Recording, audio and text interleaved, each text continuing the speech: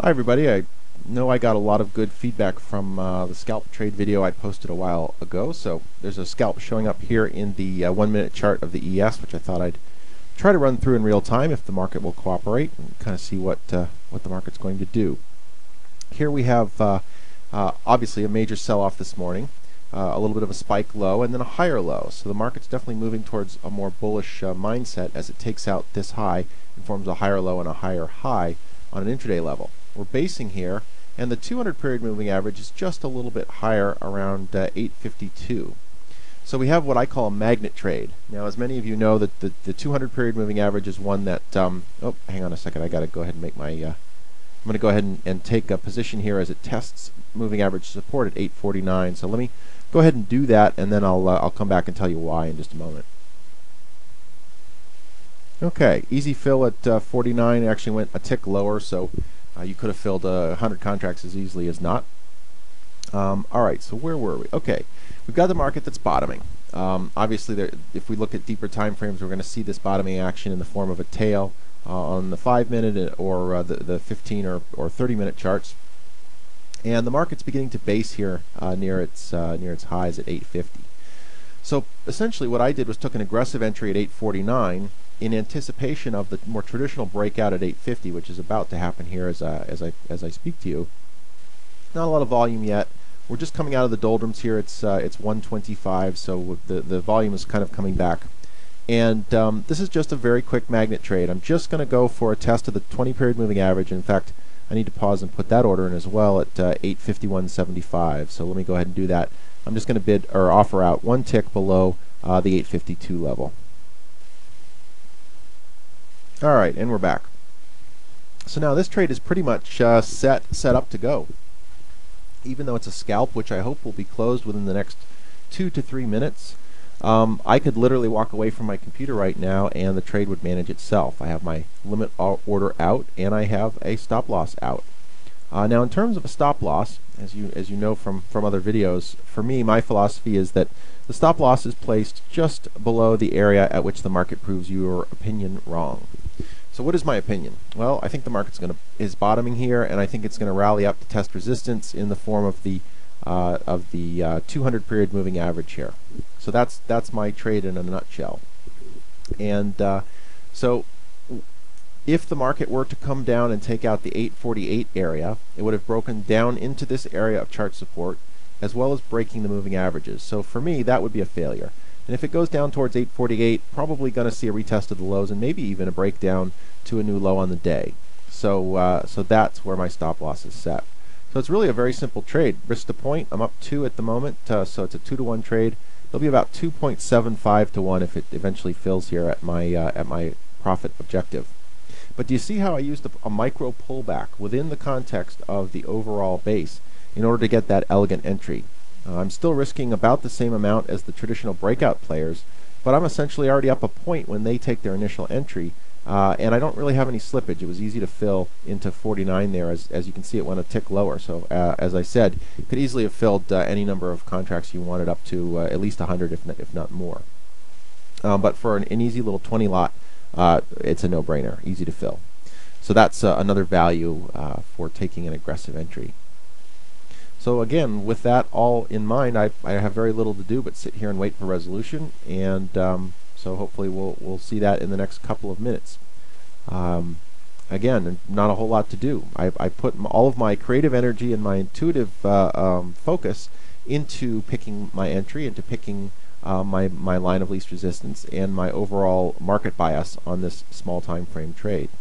Once that work has been done, it's pretty much just a janitorial effort. I've got my trade on, I've got my stops and my profit objectives in, and really the only thing that would get me out of this trade is if it spends the next 5 or 10 minutes hacking sideways and just can't ever push above the $81 per share area.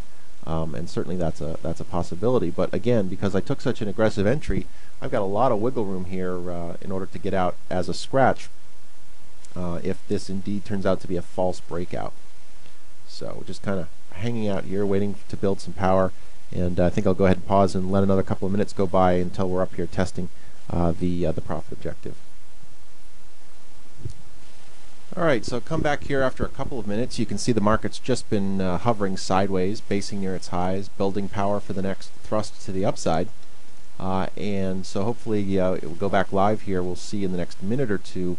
I think we have about 30 seconds left in this last bar. We'll start to see the breakout move form.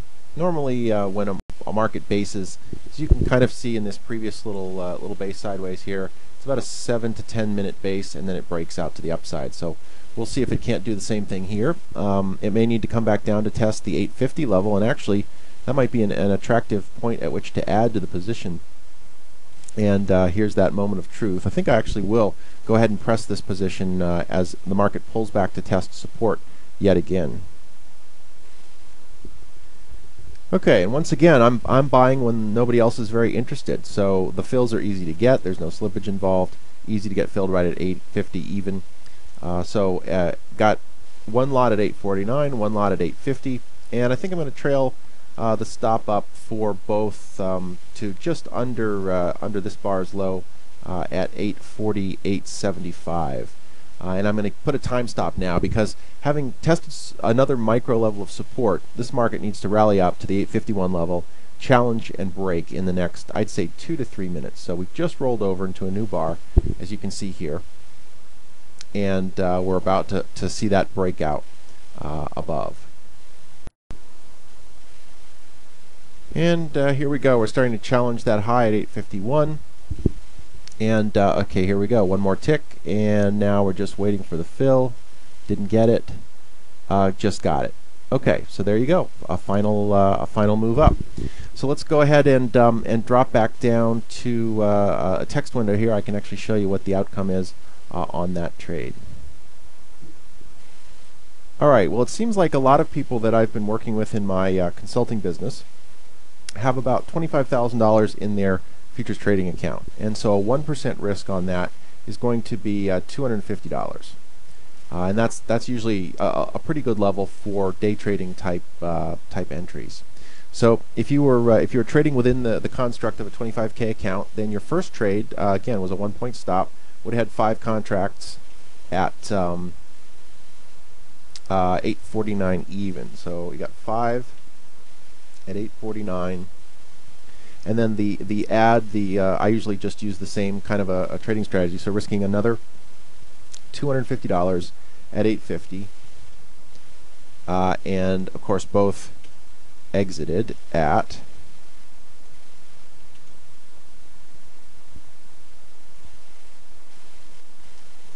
851.75.